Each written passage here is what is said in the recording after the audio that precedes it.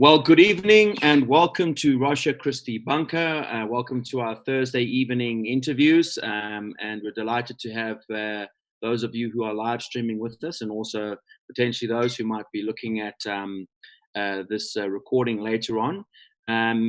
This evening it's my privilege to be your host. My name is Simon Brace. I'm with Russia Christi, Northwest University. We are a campus ministry that exists to equip Christians on campus to better understand the faith they believe in and to be better prepared to answer the various questions and objections that are often leveled against Christianity, and to give a compelling and winsome account of the gospel of Jesus Christ. That's what we're about, and we're delighted to have you with us this evening. We have a website which you can go and have a look at. That's russiachristi.co.za. Please do take a look at that. We've got some tremendous resources on there for you to consider, recommended reading lists, ebooks, and also a number of very helpful articles. We're building up a library of articles for people to consult. In addition to that, we have our recently built YouTube site where we are uploading every week lectures and interviews that we are doing with scholars from across the world. Scholars from all over the world, and also a lot of South African scholars as well on a whole host of topics. So do go to our YouTube channel to check that out. And of course, we would ask that you pray for our ministry and also consider how you might support us. We are a campus ministry, which means we work predominantly with students, which follows from that is we don't have a lot of money. But hopefully you might see the value of what we're doing. The university is critical. If you affect the university, you affect and shape culture. And that's one of the reasons why we work at the universities, because the universities are so strategic in terms of their influence, and we need your support. So do consider that as well. This evening, we have a special guest coming to us from the Western Cape, a good friend of ours, somebody we've gotten to know over the years, who's worked with Russia Christi at a number of our chapters across the country. We have 5 chapters, by the way, one at Rhodes, one at Stellenbosch, UKZN, Northwest University, and also University of Pretoria. Keith is a lawyer, and maybe as we introduce him, he can unpack all the different kinds of lawyers you get, advocates and judges and that kind of thing. And so he's served in that capacity for many, many years, although he's also been involved with ministry full-time. And has got a really interesting testimony and history and life, and maybe he can share a bit of that with us. He's also the author of a number of books. I have some of his books here. The one we'll be discussing this evening is his book he wrote on Decolonizing Jesus. That's going to be the topic for this evening. But he also fairly recently published a book here on The Emperor Has No Clothing. And this book is a potentially explosive text, because basically he's one of the things that Keith has devoted much of his life and attention to is fighting against that great evil in our country, that great evil on the globe, which is the practice of abortion. And there's few people that I know of in this country that has given more effort to try and stand up to this barbaric practice, which unfortunately has become a part of the African culture here in South Africa. And so I encourage you to consider this book that he's put together as well here on the abortion issue, specifically here in South Africa. And Keith has fought this battle all the way to our top courts in the country. And so we might actually get him to do another interview later on that very, very important subject. He's also written earlier in his years, he wrote a book called On the Resurrection, A Lawyer's View. An excellent little introduction to that most important subject for Christian, which is the resurrection of Jesus Christ. And so we'll put these out there. And I think Keith is also sometimes, if you want to get in touch with him, he's the kind of guy that you can do that if you're interested in some of his books. All right, well, let's dive into our topic for this evening. Keith, good to have you this evening. Welcome to Russia Christi. Thanks, Simon. Good to be here. Excellent. Keith is married to Roz, and perhaps what you can do for us, Keith, because I think what's important for our audience this evening is to try and perhaps make maybe get people to get more of a hearing.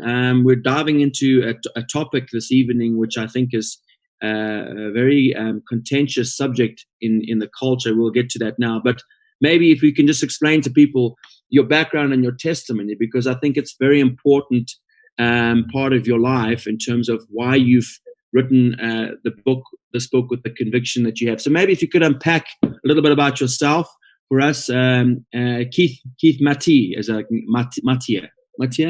Matthee, there we go. Yes, my English pronunciation of a odd Afrikaans surname. All right, Keith, if you could maybe just share your testimony with us, that would be much appreciated.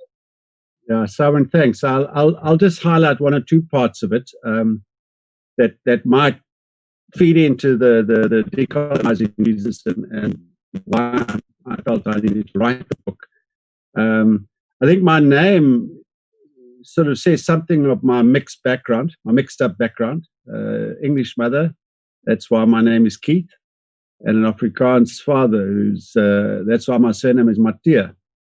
And that's how I was raised. Both my parents were working class folk. A lot of folk find it quite interesting that we have white South Africans whose grandfathers were totally literate. Mine was. My mommy had a standard 5, and my father had 4 years of schooling. So that's sort of and I'm the only one on both sides of the family to have, in fact, got an academic matric. All the others dropped out of school earlier or went into technical areas. So very much a working class background. And my father was a policeman. So I was raised, we were transferred around a lot. I ended up finishing my school in Bloemfontein. Then went to my military service as a 17-year-old, and I was really committed to enforcing the ideology of the Nationalist Party of the day. This was back in 1972. Landed up at Durban University because my father was transferred to Durban, and through various exposures, discovering a little book by Martin Luther King called Strength to Love, and attending one or two Bible studies led by the late Bayes Nadir, and one or two other things, I started to understand and grasp that I had to move off from seeing Jesus simply as my savior, and I had to also see him as my Lord. And that included my approach to economics, my approach to politics, my approach to people, my approach to everything. He was either Lord of all, as one person said it, or not Lord at all. In the process, when I went to RC, I actually worked for Bureau of State Security undercover, but in the ensuing 2 or 3 years, as I got exposed to these other things, I came to realize that I needed to repent of that. And I did a full confession in 1976 while I was SRC president, in fact. And that landed up on the front page of the Sunday Times, I think about August 1976. I was about 21 years old then. And since then, basically, my struggle has been to try and discern biblically what does the Lordship of Christ mean in a very complex society. And in the process, over the last 40 years, I've just come to realize how Jesus has been used across the spectrum to justify their respective cultural positions, political positions, economic positions, and so forth. And it's been central to my quest, and particularly by studying the 4 Gospels, is to just keep on going back to them and to see to what extent I, in fact, allowed myself a picture of Jesus which makes my life more comfortably, as opposed to a picture of Jesus as who he is, and that I can then respond in obedience. And that's why, that's very shortly why I wrote the book, because I found it as a general, particularly like you, I've spent 8 years, I was 8 years full-time minister. I left law, my wife and I, and even subsequent to then, I've been very involved in student ministry, and it's a burden of mine that if people, particularly students, if they accept or if they reject Jesus, that at least they have a picture of who they accept or who they're rejecting. And hence the book, Decolonizing Jesus. Okay. Okay. Well, I believe the book was kind of motivated because you were asked to speak at I believe it was UCT, and you were given the subject of decolonizing as decolonization or decolonizing Jesus, or decolonization, and so you decided to do it on the subject of decolonizing Jesus. Yeah, as I I was asked to understand. speak at, yeah, I was asked to speak at UCT just at a lunchtime meeting, and I asked a young student, she was doing I think her honors in philosophy, how, because the main thing is, how do you get students to come to a Christian meeting? It's no use teaching to Christians. I wanted people who didn't know yet about Christ. And she came up with this suggestion. Well, the big thing at UCT at the time was decolonizing a university, decolonizing education. So she said, why don't you advertise the talk as decolonizing Jesus? So it was a wonderful opportunity to draw people, and it did. I mean, it drew a large audience of very, very mixed background and many non-Christians who came, and very militant folk. So it succeeded in doing that. I think the message they got from me wasn't quite what they came to hear, I suspect. But that's great, Okay. you know. Well, yeah, and I think that it was a smart move on your part, because, of course, we're living in an age now, particularly in the universities, where we have this philosophy, which we're now coming to discover, certainly in the last 36 months, this philosophy which undergirds many of these social movements we're seeing globally, and here South Africa is no exception. But we see that there is this philosophy called critical theory, which lies behind much of the social issues we are seeing: social justice, progressive ethics, so forth and so on. We see from the Vice Chancellor's desk at UCT a thorough commitment to progressivism and progressive ethics. And of course, all of these social issues are undergirded by a philosophy, the philosophy being one of critical theory, which has its roots going all the way back to probably Theodore Adorno and Horkheim and the Frankfurt School, and a number of other people making contributions to the foundations for this particular philosophy, that coming from Marcuse, Foucault, and probably Lyotard and Derrida and various other postmodern philosophers. And so as somebody who's studied theology and also philosophy, I'm very interested in this movement.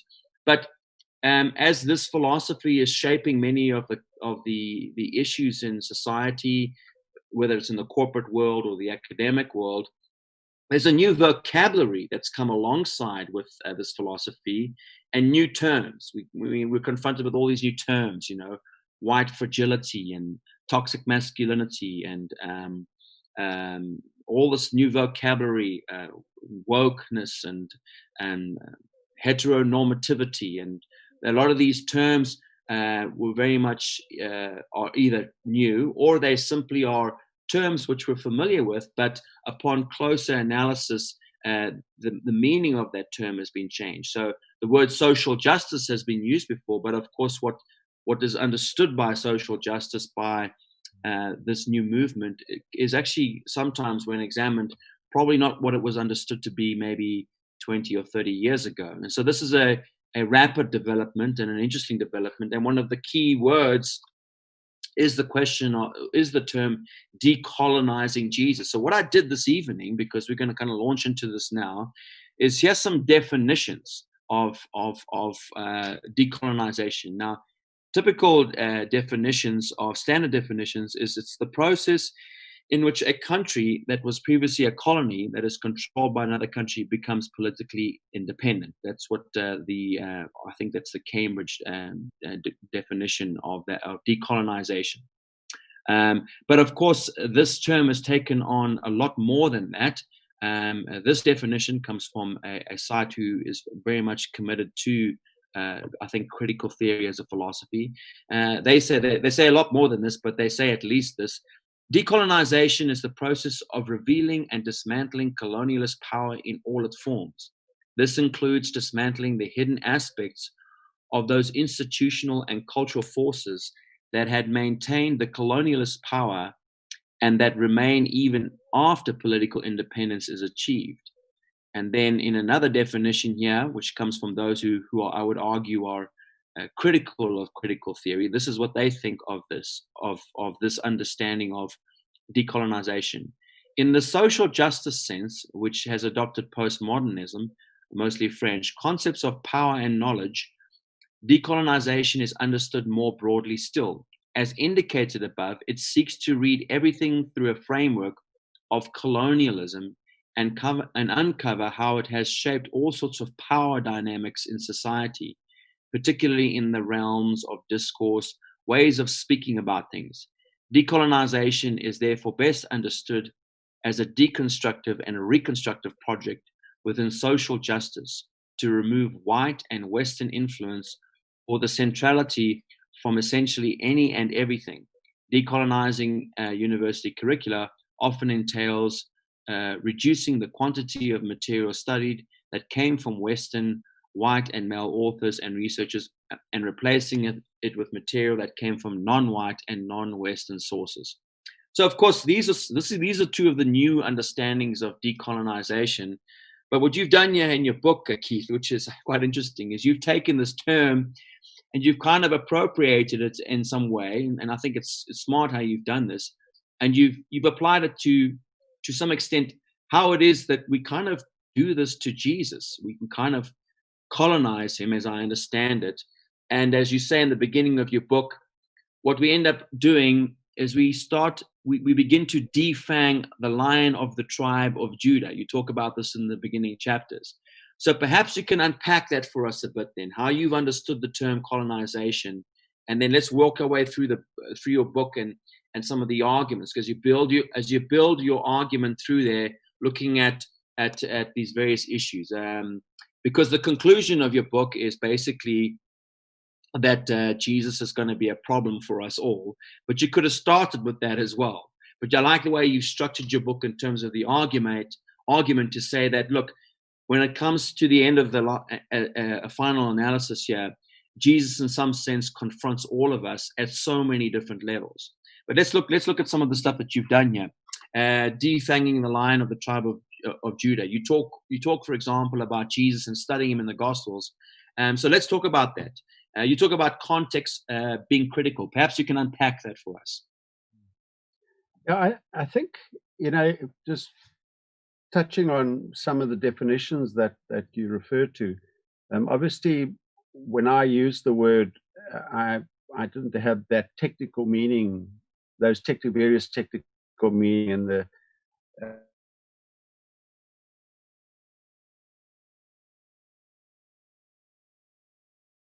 Lost him.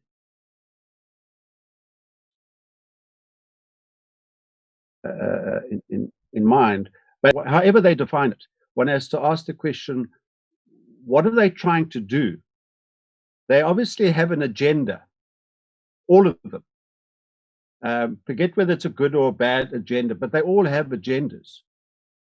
So in decolonizing, they are saying, right, to achieve our agenda, we need to deconstruct, we need to decolonize, we need to do A, B, C, and D. But the driving force is their agenda, whatever that might be. And one of the main things I tried to do in the book is, and this is where he is very uncomfortable, say within an African context, is because quite correctly, the French, the British, the Portuguese colonialists in Africa, just let's deal with Africa for now, quite clearly, they used Jesus to justify hugely unjust economic, political, social, cultural structures that they put in place. There's no argument about that, quite clearly. But at the same time, the response to Jesus by the local African population is they also want to colonize him, because the Jesus of the Gospels is a profound challenge to their fallen cultures as well. So just as Jesus is a profound challenge to the fallen cultures of Europe, equally, he's a profound challenge to the fallen cultures of Africa. So it's crucial in the book is I'm saying that what I mean by decolonizing is that people have a goal, and to achieve that goal, and it could be, as I said, it could be an economic, it could be a political, it could be a cultural, whatever goal. They then say, right, how can we use different things to achieve our goal? And central in Africa has been the use and abuse of Jesus by all sides. Yes, and of course that even in liberation theology, the same happens. Either you say he's a white God, and I deal with that in chapter 3. That's just a nonsense. That he's not a white woman with a beard. I think I hit that. That's what the name of the chapter is. But either you do that, or you appropriate him, and then you make him some sort of a Che Guevara figure, which the gospel simply doesn't sustain either. And in that sense, he's profoundly uncomfortable to all of us. And for us to, and then coming to your question about context, for us to understand the Jesus of the Gospels, it's crucial to know something of the context of Palestine 2,000 years ago. Crucial. Otherwise, we simply miss 95% of the truth of the Gospels. And that's where context and, mine's a very short summary, but, one can do their own research, but it's crucial. And that's when one can start seeing just how our picture, for example, a rational question people must ask themselves is, if we have a picture of Jesus, this colonized picture we have of meek and mild, a woman with a beard, and just really a nice guy, and always trying to do good, etc., etc. The rational question is, why then do the groupings of the day in Palestine, it's a bit like Steve Hofmeyr and the EFF coming together and agreeing to do something, agree to actually murder him? It's because he was a profound threat to the status quo, to all their status quo, culturally, economically, politically, religiously. And that's when you start looking at the context, you start understanding, hey, this is the Lion of Judah. Yes, and so that's what I appreciated is how you've slowly built the argument there. You talk about, for example, that of course if Jesus was just teaching, good moral principles, he would have presented no threat to the religious leaders, certainly, and of course no threat to them economically, and no threat to them politically. But all parties, he's a threat to them. He's as much a threat to the Sadducees and the Pharisees and the Herodians as he is to the Zealots. The Zealots, as you argue, are screaming for a revolution. The Jews have been subjugated not for a few years, but for centuries. You've had, long since had the Greeks come through and dominate the region. They're having to speak the colonizers' language. They're no longer speaking their own language. They're speaking Greek. They have to translate the Old Testament into the Septuagint for the Jews, So they're speaking a language that's not of their own. And then following the Greeks, you now have the Romans coming in. And so they've got this boot on their neck, and you've got the Zealots who are very much supportive of the Pharisees, as you argue. And of course, you've got all kinds of shenanigans economically going on with financial exploitation of people in terms of the temple being used for those purposes. And in walks Jesus and sits down and starts to make a whip. And then he gets up in the public building and he proceeds to thrash everybody and throw everything out. Now, like I said to you, and that's why I think the context you paint is a good one, because it's this, I agree that when Jesus is comfortable for you in one area of your life, you want to tend to focus on those aspects of him. But unfortunately, if you want Jesus, then you've got to kind of take him the whole thing, And so I like how you frame that. Maybe you want to add more to some of those issues there, because I think you do a great job, and make it very accessible for people to see this tension in Jesus. That is, that he's confronting everybody at this level. And Simon, it's a daily. I find it's I've made a commitment about 47, 48 years ago now, and yet daily as I read the Gospels, I just realize how I've domesticated him, or how I've twisted him, or how, and of course, as you get older, I remember a conversation when I was a young student, and I remember it now at my own expense. But I was a young firebrand, and remember having an argument with an older Christian. I was about 23, 24. And this chap said to me, "Yes, it's easy for you to say because you're not married and you don't have a house and you don't have children." And my response was, "Now, the only difference when you get children, you get married, and you get a house, is it becomes more difficult to live out the truth. The truth doesn't change. The demands of Jesus doesn't change." And of course, that's come back to haunt me, because as you get older, you do just want to domesticate him. You do feel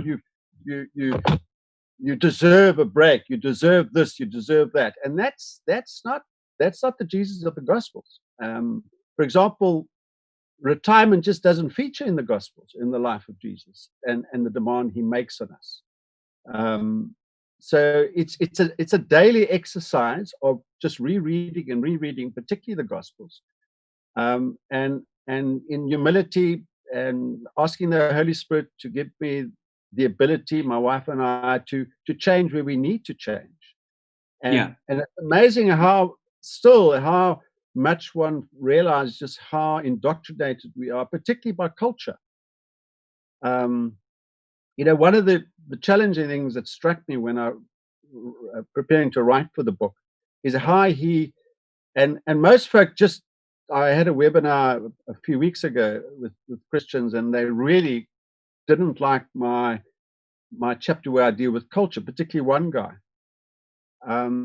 And because we're very uncomfortable, but what struck me is he had no regard for culture. If the demands of his father required it, he simply dismissed any cultural practice. He wasn't that was the requirement. The guiding principle is, what did his father require of him? That's where he got his identity. In being Jewish and being a man in whatever. And of course, we've grown up in a society, and a lot of those folk you're quoting, I mean, the big thing today is identity politics. And that's where, in writing the book, perhaps that's also part of my agenda, is to address that. And that you can use identity politics, but then don't use the name of Jesus. Because if you look at the Gospels, the only identity that he propagates is an identity we have in him, in his Father. Nothing else. That's where we get our identity from. So I really appreciate that. I think you are teasing out some important issues for us to grapple with, both as Christians here, and then certainly when we present Jesus, to make sure that we don't defang him or declaw him. I mean, you talk to some extent about not just the environment in which Jesus finds himself, because of course we're well aware that there's great turmoil at this time. That Jesus arrives on the scene, there's great expectation. You've got the zealots. We know this from the book of Acts. Up until then, there had been insurrections and there had been revolutions. You had this group called the zealots. You had people who were trying to stay out of it, the Essenes. You had people who were very much about the law and the Old Testament, and then you had those that were in the pockets of the Romans, the Herodians, and the Sadducees.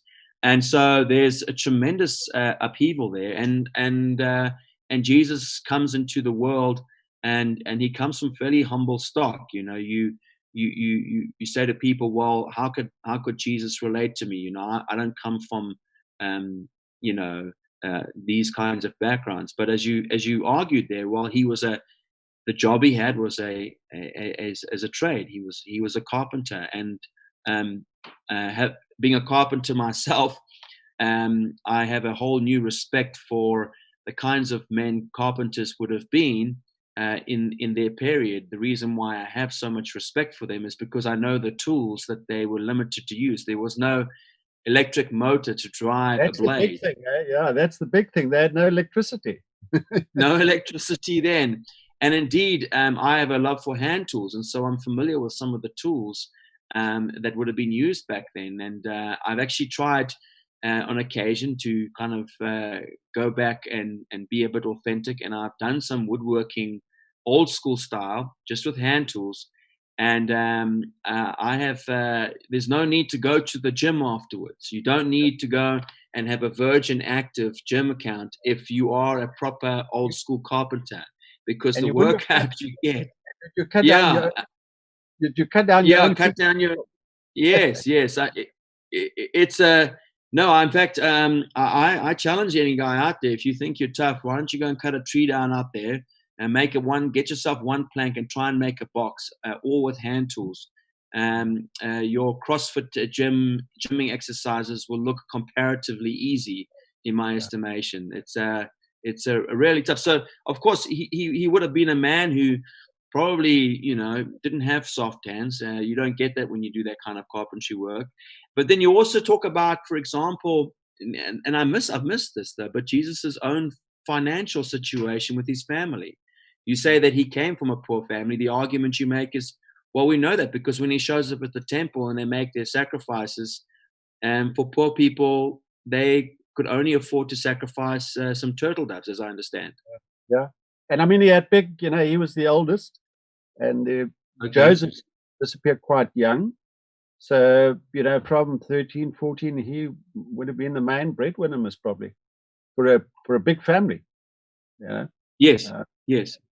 And so we have Jesus there. So it not only is the political and economic situation of the events happening in between the Jews and the Romans is that under tension, but he comes from a pretty honest background, as he does, and then he steps into this environment, and of course, as you argued, he poses all kinds of threats to these individuals. I'm just going to quote some sections here there because I think it's very good. Then we say this, and so we justify killing him again and again, whether that is by domesticating him, distorting him, or making a caricature of him, and we remain comfortably numb. Could you maybe unpack that for us?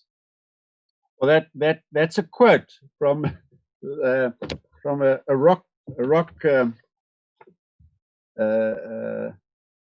It was actually who is the quote, the comfy numb. That's from. Is that from one of the Pink Floyd? I think it is. Yeah, it's a Pink Floyd, and he basically Pink Floyd was saying that we use, he's mainly saying that we use drugs, various substances to avoid the issues of life, and so we remain comfortably numb. And why I use that was that we do the same. We domesticate Jesus, we distort him, we make caricatures of him. The purpose of which is that he doesn't then challenge us. So we make him comfortably. We make him a comfortable figure, so that we don't have to look at our lifestyle. We don't have to change our lifestyle. And we all, right across the spectrum, we all do that in order to make ourselves more comfortable. That's my one son. He read, after he read War and Peace, his, I don't know if it's accurate, but his summary of War and Peace was that Tolstoy was saying that man is not a rational being; he's a rationalizing being. And Yes. and yeah, and so the comfortably numb is And particularly, and my particular concern at the moment in South Africa is the church. I mean, you take the unborn child. The church has become comfortably numb, and it uses various strategies to do that. It says, well, it's a woman's choice, it's a woman's issue.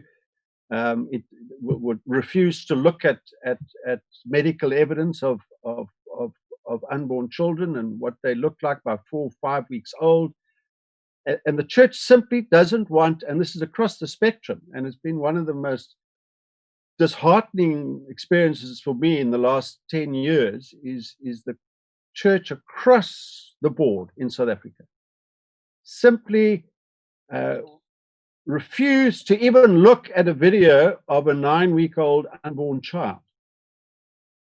And it's because they don't want to look at that child, because they want to remain comfortably numb and say nothing and do nothing about it. And similarly, their whole areas of Jesus' life and his teaching. And then in various chapters, I deal with various issues: justice, money, sex, women, and say how we have domesticated him, how we've made a caricature of him to make our lives more comfortable. And so Yes. we stay comfortably numb. We don't use a drug, we just use rationalization. But it's the same principle as Pink Floyd was singing about. Yeah, you said there's in the very next chapter after that excellent little quote there, you say Jesus was deeply concerned about inequality, about the poor, about objectifying people, about using national interest and pride to exploit people, about wars, about hypocrisy, about the use of courtrooms for oppression, about racism, about purportedly killing for peace, about the divide between rich and poor. And so he was concerned about justice and these things, which is interesting because we're living in the age now of social justice. And of course, you have to ask yourself the question, well, what do you mean by that? Well, that's Because the automatic definition. Yeah, so, and I think that this is the challenge that your book presents to us is And if we I think in terms of that, what I try and do in the book is firstly try and deal with any of those groupings who try and colonize Jesus to justify their position.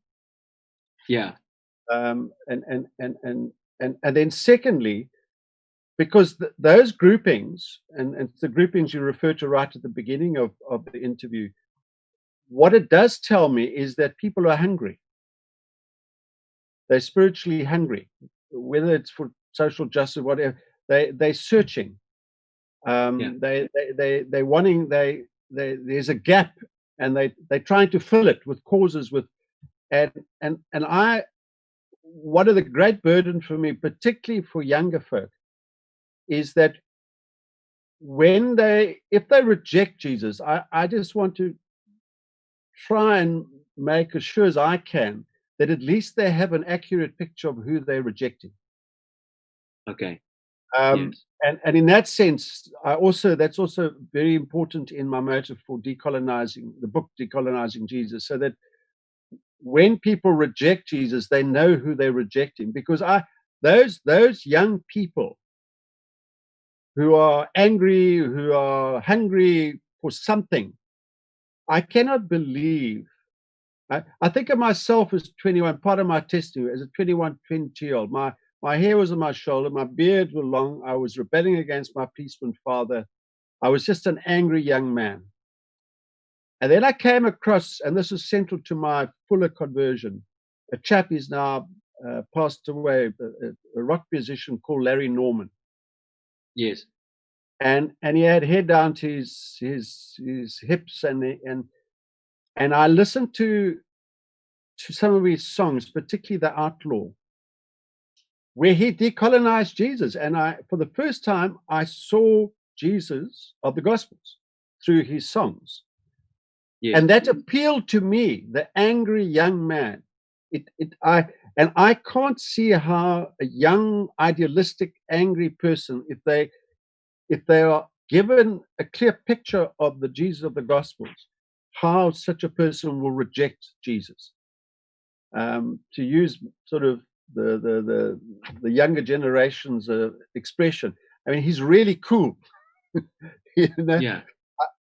And so that's also part of my quest, is to try and let students see the Jesus of the Gospels, not the. And you see, this is where the church, we failed. We have just so often presented a picture of Jesus that's so far removed from the Gospels.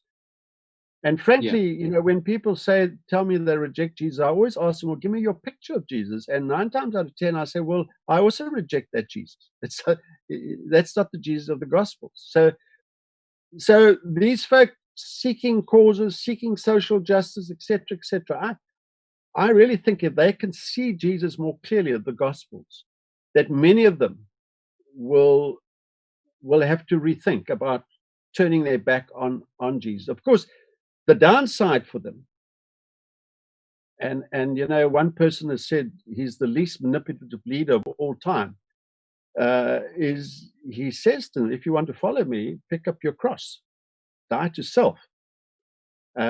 It's not for wimps, it's costly. And you know, many of these folk, and many folk do as students. One of the main reasons why students don't commit to Jesus is because they're scared of they're scared of the lifestyle consequences. Because he requires everything. So so that's. No, well, Keith, I think that your work, this little book is very helpful. The issue you've just pointed out there in terms of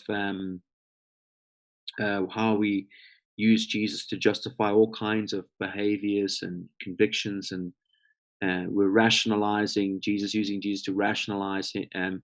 But unfortunately, he lives the kind of life which, wherever you push one button down on the keyboard, another one comes up, kind of thing. And you cannot, unfortunately, the kind of life he lived and the things he said, he kind of has got everybody, he finds everybody wanting. I mean, the Sermon on the Mount is such that at the end of the day, when he finishes that sermon, everybody in the room is found wanting. And so this is what's so difficult nowadays, because you see, for example, on a practical level, and I like what you said there in terms of helping students, when somebody rejects Jesus, then a good question to ask him is, well, what do you understand, or who do you understand Jesus is? And in the South African context, a question which we get on campus a lot of the time is, well, Christianity is just a white man's religion. And of course, I'm going to go, well, if you think what you mean by white man is, guys from white Caucasian people like me from Europe, well, that there's no truth to that assertion, because Jesus is from the Middle East. The chances are he looked more like a black person than he did like a white European, But of course, he's from that, and so you talk about these things as well. So there's an example there where they've decided a priori to rule Jesus out, because of this notion of Jesus being some European individual, which he clearly is not historically. And Simon, there's two sides to that. The one is, I think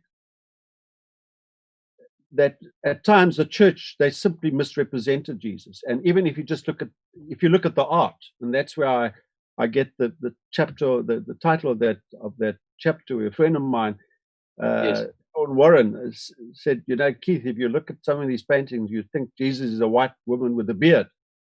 So they're part of it. But at the same time, it's very convenient for Black African folk who don't want to accept Jesus just to write him off as a white, and it's simply not true. And I deal with that. I just give some examples. 2 years old, he's a refugee. Where's he a refugee? In Africa. Who helps, and as you say, is Middle East, certainly not Europe. Who helps carry the cross? It's a black man. The first convert in the New Testament church outside of Jews is from Africa.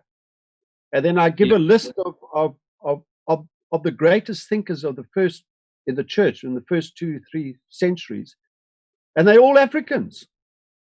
So it's simply, and once again, on both sides, it's used to justify their position, and it's simply not Yes. true.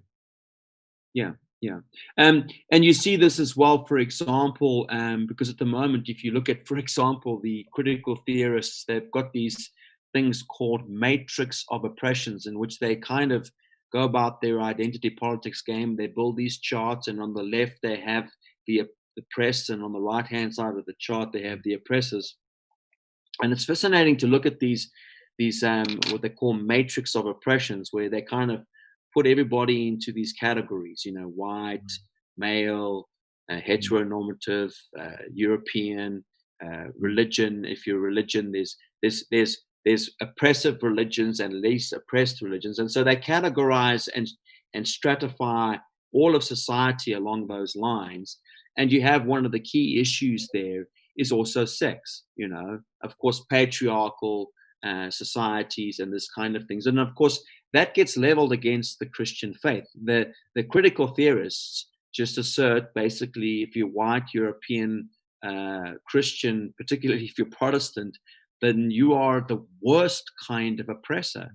Now, let's say, for example, an argument could be made that I meet all that criteria as a white male, sexist, half-baked Christian.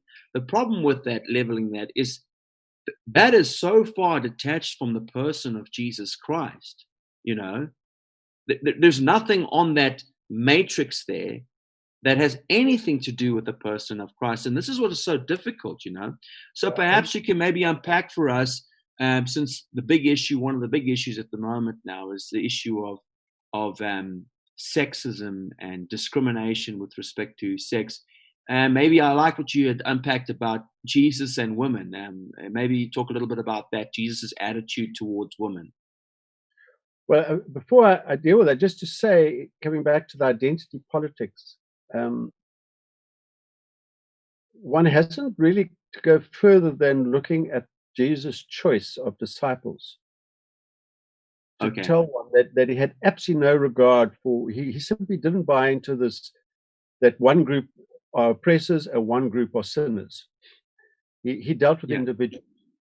He chose Matthew, who was the most reprehensible person possible in the Jewish community, as a tax collector, and he chose a zealot who had a pathological hatred of tax collectors, and that was two of his choices, just as an illustration. So he went and he had no problem going to have meals in the homes of all sorts of people, no matter who they belonged to. He really, and that's part of what attracted me to him. He simply had no regard to social niceties or group politics or identity politics, or it just cut across.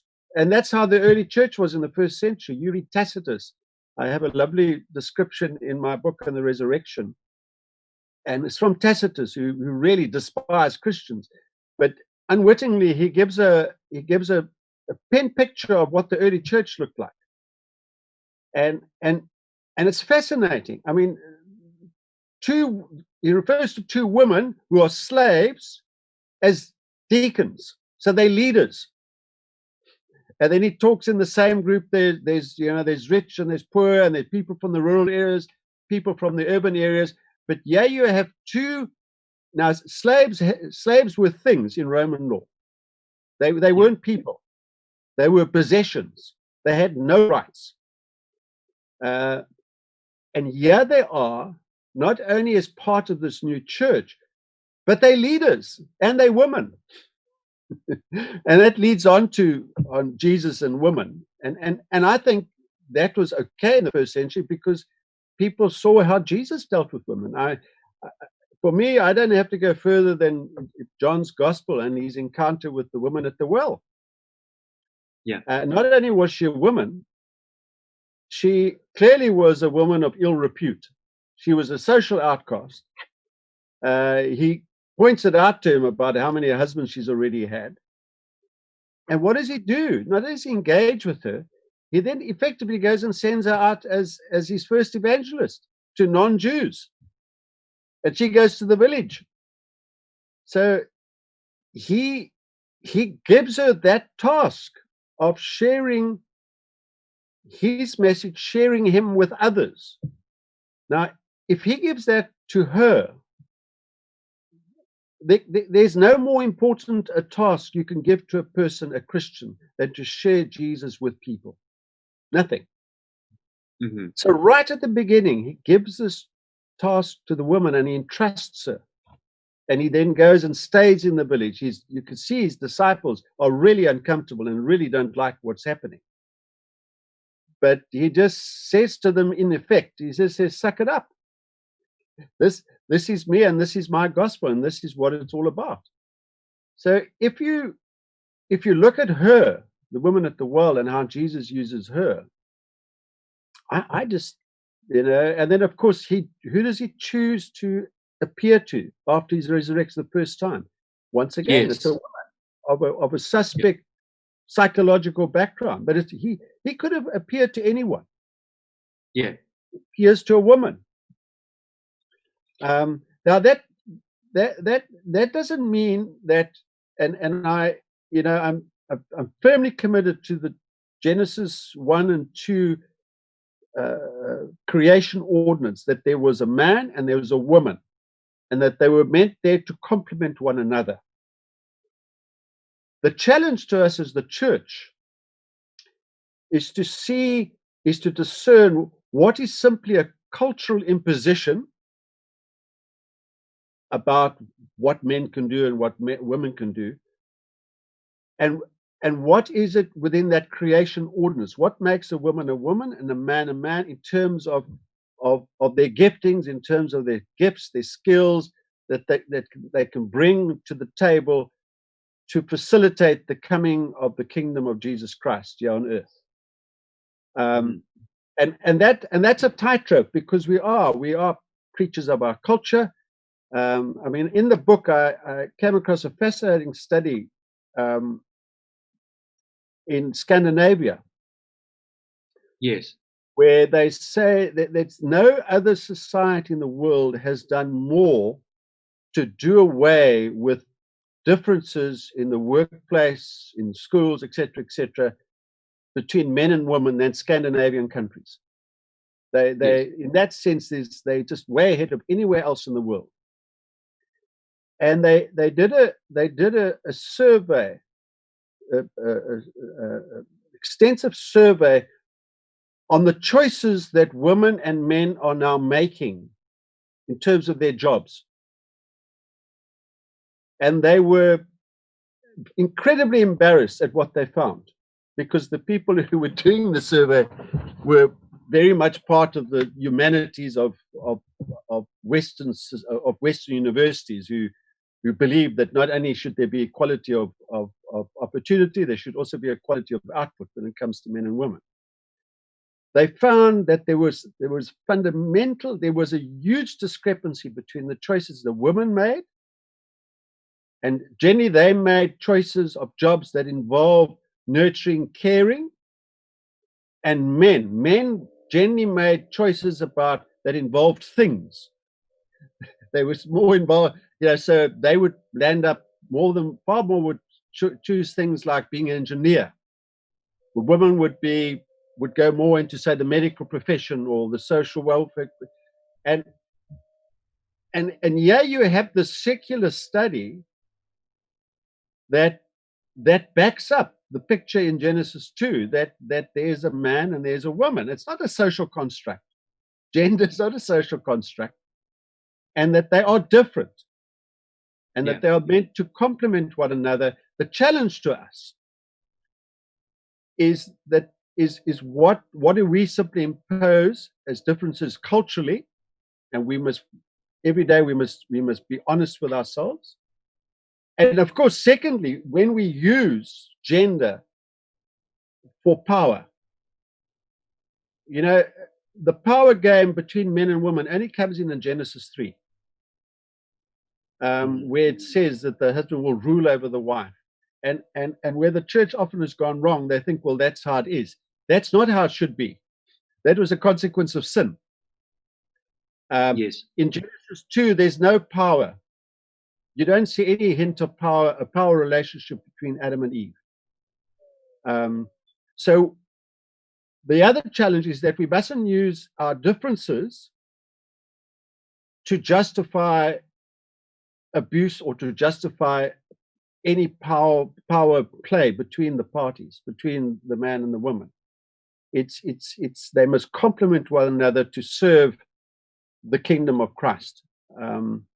And I think if you look at the Gospels and how Jesus, and of course we have to be, I think we have to be strategic as well. You know, you go into a certain culture, the purpose is to share Jesus with them, but you have to meet them where they are initially before you could take them beyond that. So you might find in some cultures, to even start with, it's just inconceivable that a woman can preach. You just, you know, you're not going to get started. So then you might have to have the man preaching, but that doesn't mean that they're going to stay there once they've seen and accepted Jesus. Then they need to be taken beyond that. But that's just that's a strategic choice. Yes. So I like how you we're coming to the end of the hour now. I like how you wrap your book up here on chapter 11. You say with an exclamation mark, "He is a problem," and I'll quote here. So for those who benefit from how things are and have always been, he is a problem. For those hell bent on destroying what is, he is a problem. For those who want to put women in a box, he is a problem. For those who want equality of outcomes for men and women, he is a problem. For those who want to redefine marriage, he is a problem. For those who fail to treat gay people with love, dignity, and respect, he is a problem. For those who seek to justify violence, he is a problem. For those who oppose militant, nonviolent civil disobedience, he is a problem. For those who vilify the gift of sexuality, he is a problem. For those who seek to justify expressing their sexuality in whatever manner they please, he is a problem. For those wanting to live comfortable lives materially, he is a problem. For those wanting to demonize the wealthy, he is a problem. For those wanting to justify fighting for their cultural or language grouping, he is a problem. For those not prepared to meet people in their particular cultural language setting, he is a problem. For those putting form above substance, he is a problem. For those disrespectful of form, he is a problem. And this is really, I think, a great conclusion, Keith, to this the person of Christ, and we kind of come full circle here, and that we, at some sense, are all trying to take Jesus because of his exemplary character and make him and conform him to what we wish him to be in all kinds of sneaky, nefarious ways. But if we do examine Jesus in the cultural context and look at the background, the Jesus of the Gospels, we find somebody who I think has lived a life, said the things he said, which at every level of human civilization, at every dimension of which that civilization, society exists, ethical, political, economic, to do with sexuality, family, marriage, relationships, Jesus has things to say and does things that kind of calls us all out on it. And so I really think that this little book of yours is a real valuable little contribution to the Christian literature in terms of challenging us all to be vigilant and to maybe introspect a bit on these things and maybe do a bit of personal and internal house cleaning and deal with some of our convictions that we hold to very strongly at times, and where we see us forcing Jesus to try and justify those things which we probably need to abandon. And so, yeah, I just appreciate the book, Keith. I recommend it to the audience. Yeah. If I could just pick up one, perhaps as an overall, and this is where it really, I find Jesus enormously challenging, is in a very real sense, he has decolonized God. We all have a picture of God, whether it's atheist, whether it's believer, whatever, and in becoming man, in washing feet, and in dying on the cross, he has revealed the very nature of God. And of course, that has a dramatic and challenging effect on how we live our lives. Because if that's the way that God lives, he dies on a cross for men and women, that is incredibly challenging to us. It's much more comfortable if we think of him up there like the Queen, and he's special, and he must be removed and must be treated. So that, to me, it's also, just to say, Simon, the books, they're freely available on my website. Just go into my website and they can be downloaded at no cost. Okay, brilliant. Well, we'll put that link under the YouTube channel there, so that people can just go to that live link and do that and that. But yeah, Keith, we come to the end of the interview now, the discussion on your book. I've got a few questions that have rolled in here from our audience, so maybe we could take a few questions then, and then we can call it a wrap. We have a question here from Tinas. He says, how are we to think about the undisputable fact that gender and sex are two distinct social constructs? That's the question. I as a lawyer, I always start with definition. I'd have to ask what he means by undisputable. Yes. That's the first thing, because if you just look at the medical facts, anatomical facts, there is male and there is a woman, and to be quite blunt, a male has a penis and testicles, and a woman has a vagina and breasts, and is able to reproduce. That's a physiological fact. Yes.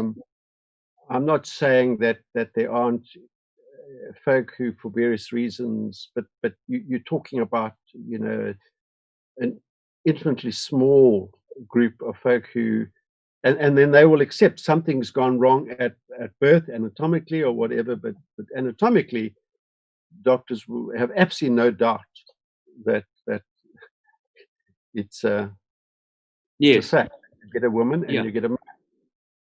Where there might be an element of truth, and I've touched on that, is in terms of behavior, in terms of role.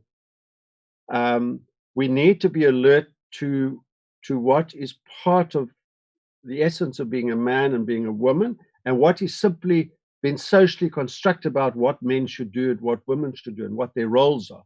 There, I would agree. There, we need to be alert, and we need to do that every day. We need to be honest with ourselves and on both sides, men and women. In that sense, clearly, culture, there can be a social construct in terms of roles, but anatomically, there's just no doubt that what is a man and a woman. And of course, this is one of the interesting issues in the current LGBTQ transgender debate, is to try and figure out what that community's arguments are, because some of them are holding to the view that they're born this way, and some of them think that this is purely a social construct, and if sex is purely a social construct, then you're not really born that way. You are whatever you think you are. So it seems like, well, if the one crowd is right, one half of the crowd is right, then the other is wrong, and vice versa. So it kind of leads to a bit of cognitive dissonance when I'm trying to make sense of what the LGBTQ community are saying in terms of their views of sexuality. And also, another question here for you. Another question here for you was, to you personally. So somebody's asked, where is there a particular example in your life where you found the very thing for which you're arguing, where you've perhaps been guilty of using Jesus to justify certain things? Is there a personal example that you can talk about in your life where you've been perhaps guilty as charged on this front? I find that almost on a weekly basis, when and that's why confession is so important. And generally, it in my particular case, generally I enjoy arguing, and generally as my wife always says, I'm quite good with words, and I might, just to support an argument of mine, I might just twist a part of the Jesus of the Gospels, and I trust that the Holy Spirit will point out to me, that although the Holy Spirit tends to use my wife quite a lot in that regard, but yeah, no, it's a daily exercise that and it's generally to make ourselves more comfortable. It's to justify our position.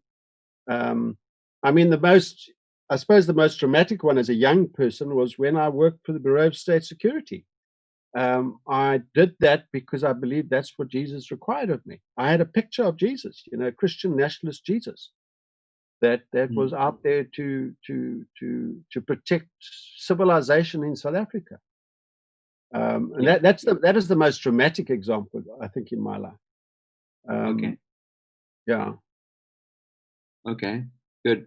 There's a second question? Is there anything to be redeemed from first, second, and third wave feminism, respectively? In other words, what can we as Christians learn and accept and perhaps redeem from feminist philosophy? Yeah. Once again, I would really need some definition. What the person who's asking the question, what do they understand? What do they mean by feminism? I mean, my daughter regards herself as a feminist. She's a strong, confident woman, and she's chosen to have her husband's surname. And one of her real things that really irritate her is that when certain feminists say that she's buying into an oppressive ideology about women in accepting her husband's surname. She believes central to feminists is that they're able to make choices that isn't imposed on them by society, and she has made a choice.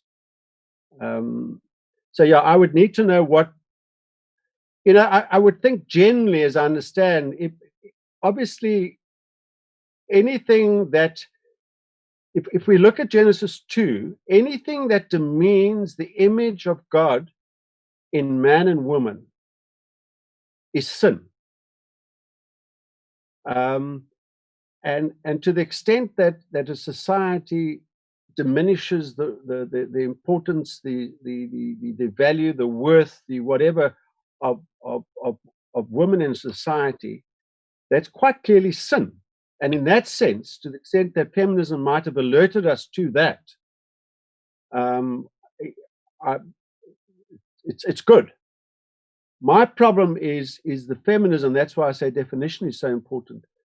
That requires not equality of opportunity, but equality of output. Because that, for me, is just unbiblical. I mean, there's men and women, and they have different strengths, and they bring different things to the table. We have to try and work out what they are, and as I say, and what is simply social constructs and culture. But yes, quite clearly, if I look in my marriage with Roz, we complement one another. I mean,